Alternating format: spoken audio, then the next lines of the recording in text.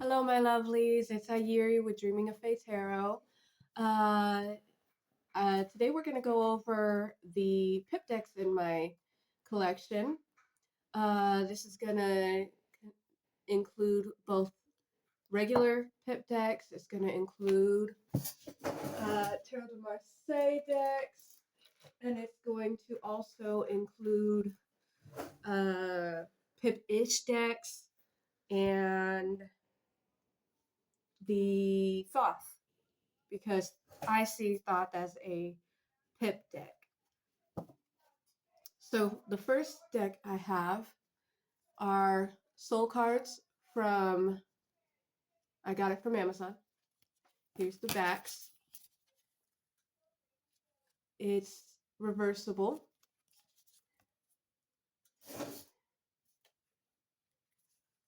It's very simplistic. It's not Marseille style, it just is pips. So if you don't know, pips are cards that are non-scenic, meaning there's not people or animals usually interacting with the elements or the element representations. And so that would be, our disc, swords, wands, and cups. This is a very beautiful deck. I like it. Um, it's really nice for when I just need to look at something minimalistic and let my intuition fly. The next deck I have is the Solaris Tarot. It says illuminated by Bastet's light. And I work with Bastet. So here's the backs.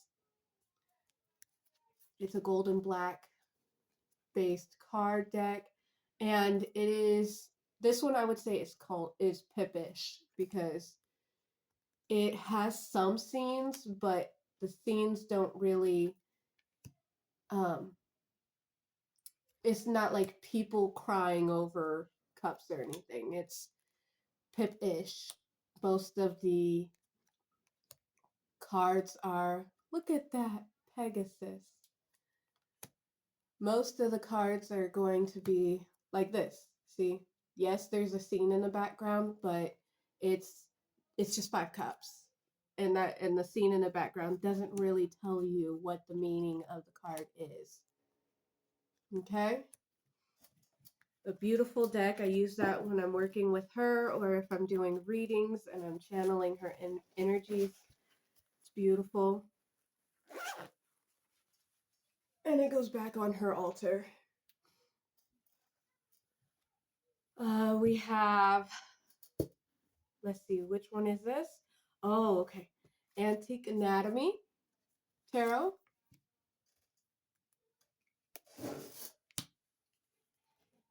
I apologize, the lighting's kind of funky today. But again, non-scenic. Very simple but imaginative rendition of the pip cards. Here's the backs to those.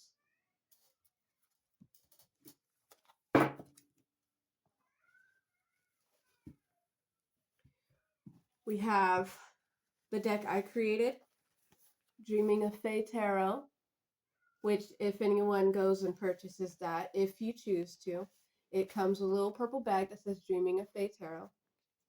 Here's the backs I designed. Little mushrooms, very psychedelic. I was feeling very psychedelic and fairy-like when I made this. Again, it's pip-ish. There's some that it makes it a little more obvious, the meanings to the cards, but overall, it's just the symbols in the minor arcana I hand drew all of these cards. If you are interested in getting this deck, I will put the information where you can find it on makeplayingcards.com. If not, I still appreciate all of you. That's actually one of my favorite cards, the Queen of Wands.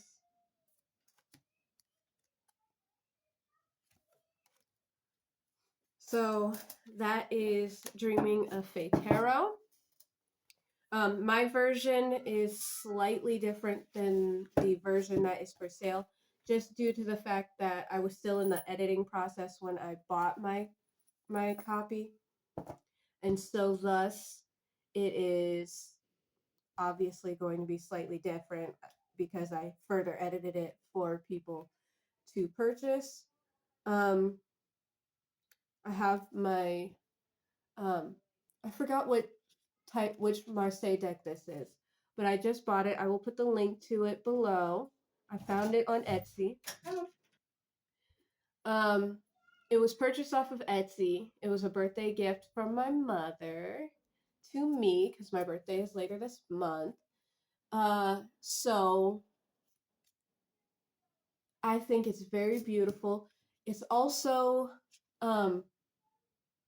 LGBTQ inclusive, like the lovers card in this deck. Let's see. Can I get a better lighting? Here, maybe. The lovers card in this deck, like the sun, it has two males as opposed to a male and a female. In the lovers card, there's two females with Cupid. There's two extra cards in it. This one is It Takes Time. And then this one is The Time Is Now. I think that's funny that that just popped up like that. But it is a Marseille deck. It is, I wouldn't say it's a modern Marseille deck. It's definitely not a vintage style Marseille deck. It's somewhere in between. I would say it's like a Victorian. It's not a Renaissance type drawing Marseille deck. And actually, because it's so floral, I've decided when I do readings having to do with the Fae that this is the deck I will be using because it's so floral and it has that whimsical, earthy feel to it.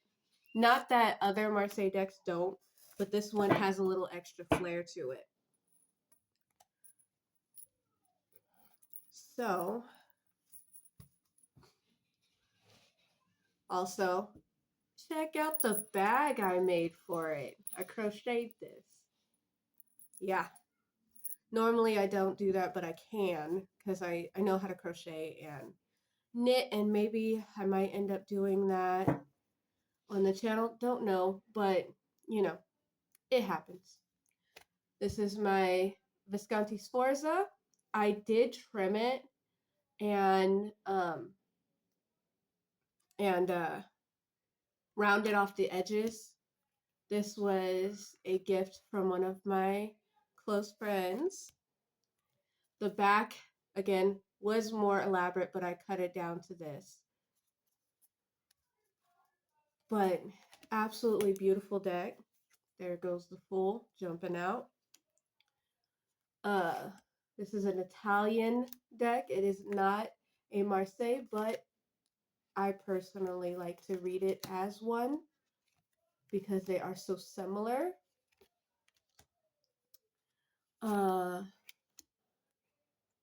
Very beautiful deck. It is long and thin. So if you have tiny hands like me, it can be a little bothersome to shuffle, but definitely worth it. That's another reason why I trimmed it down, because my hands aren't really big enough to comfortably shuffle it in any way, shape, or form. So now that they are trimmed down, they are definitely easier for me to make my way around. Again, that was the Golden Tarot Visconti Sforza tarot deck. I know this technically isn't a tarot deck, but it is my playing card set that I do readings with periodically. I bought one that looks like it's vintage because I just wanted to have that feel. This is another one that I would use for ancestor readings because back in the day in hoodoo and other type communities, playing cards were all that was available because the tarot cards were so expensive due to the fact that they were hand painted and you had to be of a certain class to commission them. So I got a playing card set, which is definitely pipish. And that is part of my Pip Decks selection. And it looks like I only have 2 decks left. 2 or 3 decks left. I have in here my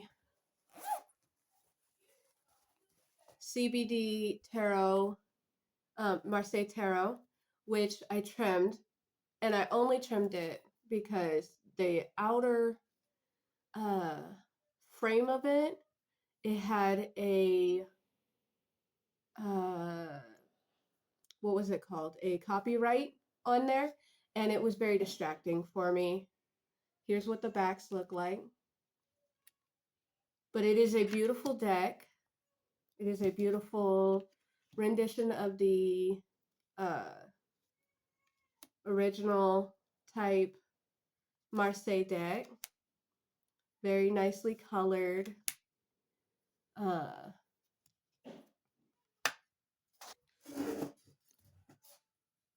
There we go, better. Very nicely colored.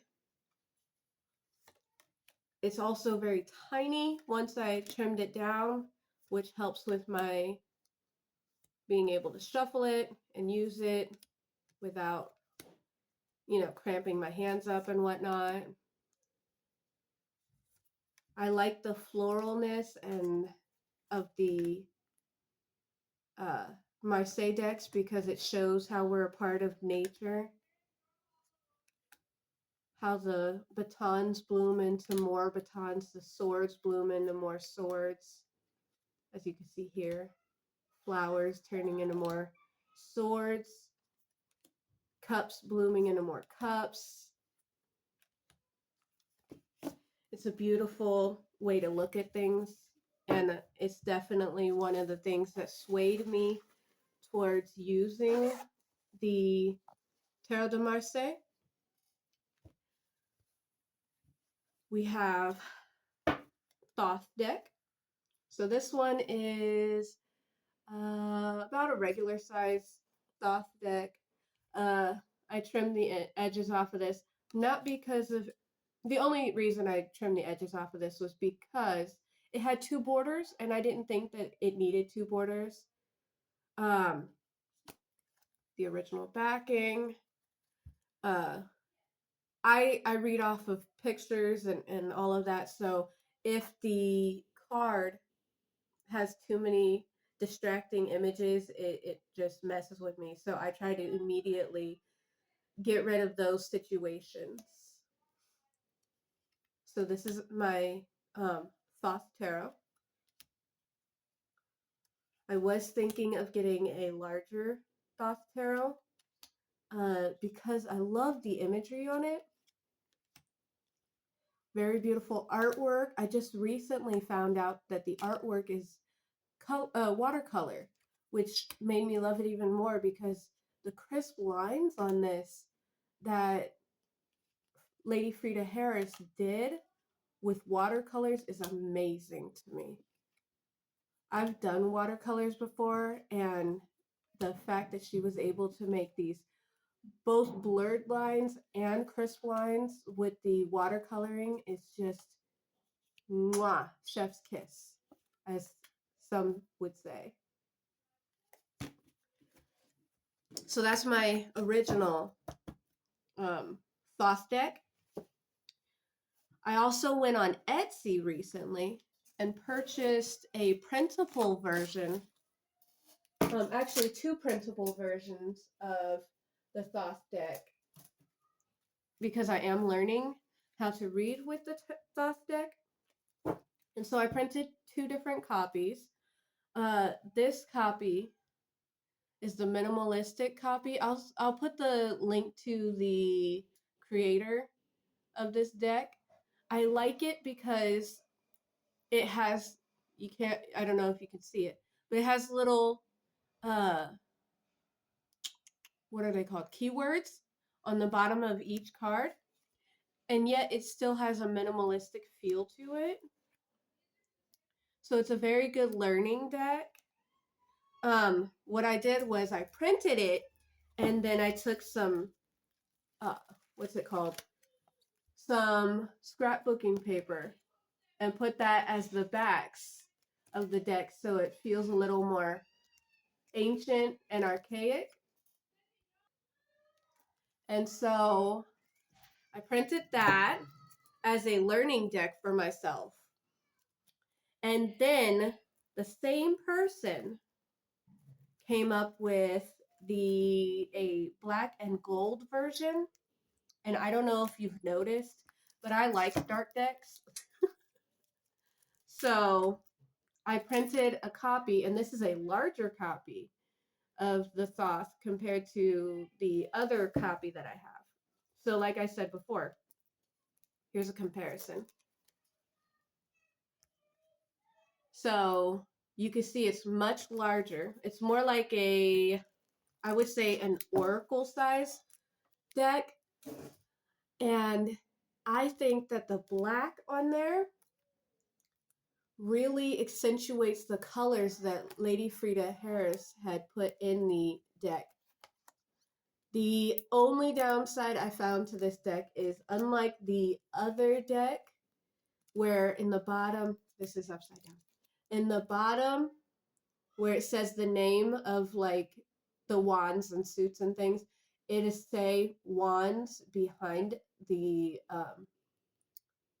like it is say like Prince, and then underneath as a watermark it says of wands and things of that sort. So you kind of have to know which suit each of the cards are in, but this is more of a deck for those who really know the Thoth Oracle. This is the backs that are provided when you print the deck. I went and printed it on 2 different papers, the back and the front, and then I glued those to 300 what is it, GMS paper, so it was a thick cardstock, and then I laminated it. So these are not bending for nothing. I wanted them to be as solid as possible. So that is my last card deck of my pips and pip-like decks. And I am fully enjoying them. And I'm fully enjoying this move into more pip decks. It's really building my tarot muscles and really helping in broadening my horizons. So my readings are getting a little more in depth. Not to say they weren't before, but they are getting so much more feeling to them, and I am really enjoying this. Anyway, if you made it this far, put a heart in the comment section so that I can see all of you who have committed to the time of watching my video. I give thanks to all of you, and I will see you soon. Thank you, my lovelies. Bye.